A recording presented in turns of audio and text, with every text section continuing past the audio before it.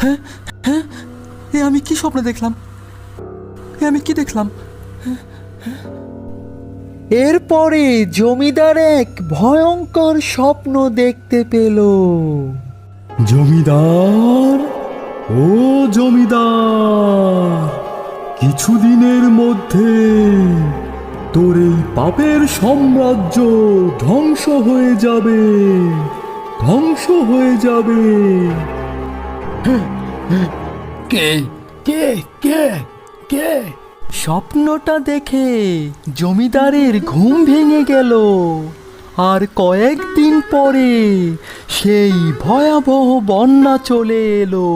এরপরে সকলে মিলে সেই অলৌকিক জাহাজ দেখতে পেল, আর সকলেই জাহাজে চলে গেল। আপনারা নিজেরাই দেখে নিন কি ঘটেছিল।